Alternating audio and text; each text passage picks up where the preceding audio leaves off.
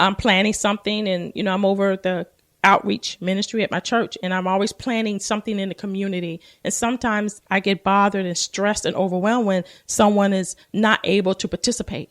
And so I've learned that, it's okay if they don't. They may be able to do something at a later time. And I found out by me thinking, changing my thoughts about that, it helped me to stay calm. It helped me to continue to flow and stay focused on what I need to do. And it also helped me not to look at them in a different light, because we can also look at people differently when something is, we don't want them, we want them to do something for us. If it's not possible to say no when your boss asks you to work overtime, try to remember something else from your agenda to make up that lost time. Don't abandon healthy habits. Don't let the holidays become a free-for-all. Overindulge only adds to your stress and guilt. Try these suggestions. Have a healthy snack before the holiday party so that you don't overload on sweets, cheese, and drinks. Get plenty of sleep. Incorporate regular daily activities. Take a breather. Make some time for yourself. Spending just 15 minutes alone without distractions may refresh you enough to handle everything you need to do. Find something that reduces stress by clearing your mind, slowing your breathing, and restoring your inner self. And for me, that is a big thing, because I feel I am constantly on the go. But there are times when, for instance, today, after seeing my client, I was able to go walk on the beach. And it was so refreshing. I was able to spend 15 minutes just walking on the water, walking on the beach, and seeing the different seashells and experiencing the view of the birds and people coming out fishing, and being able to talk to some of the people, about their catch and where they're from and different things. It does something wonderful to you. It really does refresh you. It really does calm you. And it slowed me down. And it also calmed me so that I can continue on and do what I need to do for the rest of my day. And another suggestion and options that they offer is taking a walk at night and stargazing. Listen to smooth music or get a massage. So those are some good tips, especially during this holiday season, when we do feel overwhelmed, when we do feel that we have to continue to run and we're in the hustle and the bustle of getting everything in order. We can become stressed. It is evident. But the tips will also help you to know how to eliminate or how to minimize the stress. So if you wanted to know more about the different tips or if you want to read upon more, you can go to www.mayoclinic.org, and you can just type in tips for the holiday, stress or depression or family issues or whatever you want to deal with through this holiday season. You can go right on their website, and they have all the information, all the resources that you will need. And if it's not something that you're dealing with, and you may know someone who's dealing with these situations or overcoming a lot of unnecessary or extra stress, then just share that information. Just pass it along. And finally, I want to say, take control of the holidays. Don't let the holidays become something you dread. Instead, take steps to prevent the stress and depression that can descend during the holidays. Learn to recognize your holiday triggers, such as financial pressures, the demand of having to overspend, the demand of having to meet every expectation and obligation, which will help you to avoid the meltdown. It will help you to be more focused. You will be able to plan better.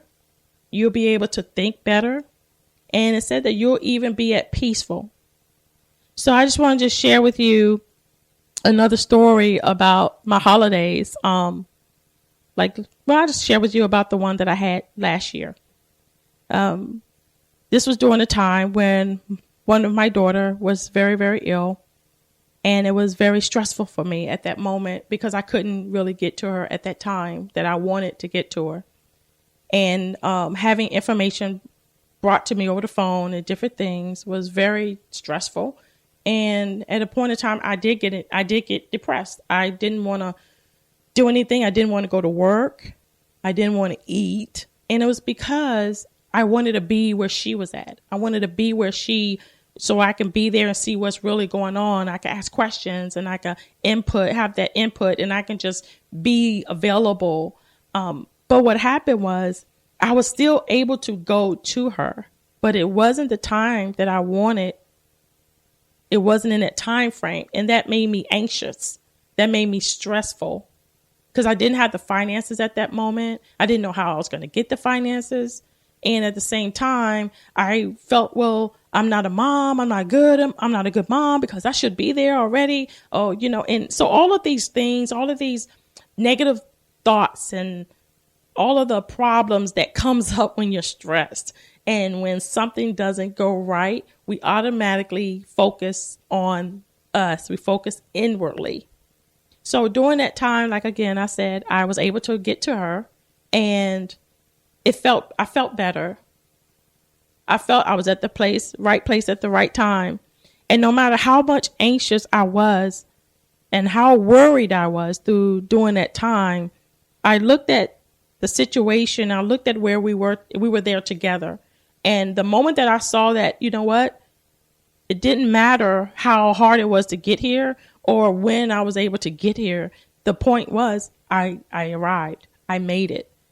I was there for her. And we spent that time together. We spent that time loving on her, and she was able to come out of the hospital, and the rest of my daughters was there, and my sister, she came down from Norfolk, and different family members came to her house, and we just had a really good time. We took pictures, we ate, we played music. I believe we even did karaoke, but you know what? The sad time, it just went away. Because when you're in the situation and you're very stressful and it can be overwhelming, I just sat there and I just looked at how much love that she had, how much love I had to give her. And when I was dealing with it, it was hard. I had to pray. I'm a woman of faith. And even as Christians, we go through things. We deal with situations that we do not want to go through, or we feel like we don't have to go through them because we're Christians, But I went through that. I felt helpless trying to get to her, and I couldn't get to her. I felt, is she going to make it? Is she going to be okay? It was all the information given to me that I needed to know. Was anything being held back? Because I'm a person, because my daughter's been sick, a lot. She's better. She's even on the process, still getting better now. Still, I'm the one in the family that will ask questions. So I want to know everything, and I'm going to ask until I'm finished with it. And so trying to depend on other family members to relay things, and it wasn't coming across the way it should be, and some of the information wasn't reliable. I became so upset. I became so anxious and worried. Will I get there? Will she be okay? And in that stressful time, in that pain of not knowing if I was going to get there, when I would get there, will I get there at the right time? My heart was just sinking as I was driving, as I was just thinking about her. My mind was just overwrought with my daughter. I got to get to my daughter. What's going on? And then when we get there, it was like a breath of fresh air, because it wasn't as bad as we thought it would be. It still was bad, but it wasn't as bad as we thought it would be. And again, she was able to come home. But it put me in a caregiver state. And it was something that I wasn't expecting. I didn't think to prepare for it. It wasn't something that, I was ready for, but I was in it. And so I knew in order for me to look beyond how I feel, to look beyond what I see, I had to pray. I had to believe that, God, you're here with me. You're going to walk me through this. You're going to walk us through this, and it's going to get better. And I kept praying, and I just asked the Lord to help me clear my mind, help me to think on things that are pleasant, think on things, show me something in the situation that is good. And you know what? He would show us something good, even in the most heart-aching, retching, confused, unstable situation. God will show you something good to focus on. And when he showed me that we were there together, the love for my family and that came from different parts of the city, that's all that mattered. He let me know how damaging worry and anxiety can be, because when you're worried, I know when I was worried and I was anxious, I wasn't thinking clearly. I was speeding and I was just trying to get there. I was reckless on the road. All those things comes in play because you're just nervous. But when he reminded me to pray, and he reminded me that he's the one that's going to take care of it and he's with me, I don't have to be worried. I don't have to be anxious.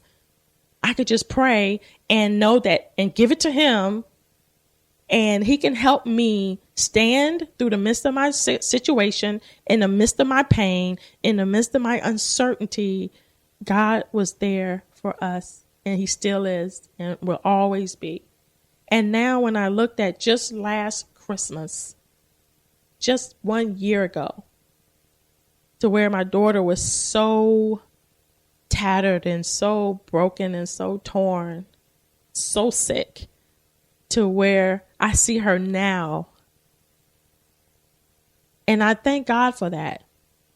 I thank God that he helped me to see that in the midst of anxiety, in the midst of our stress, in the midst of the feeling depressed or isolated or lonely, that he's there for us.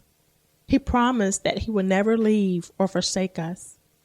We just have to remind ourselves that he's here with us, even when we don't understand what's going on in our lives, even when we don't understand what we need to do or what we shouldn't do, or how to deal with situations or circumstances. So the greatest Christmas present that you can deal with is pray and enjoy your family. Enjoy the times that you have together.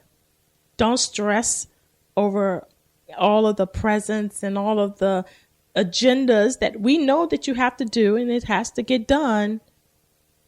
But take the time and prepare yourself before you even go and do it. This is a suggestion.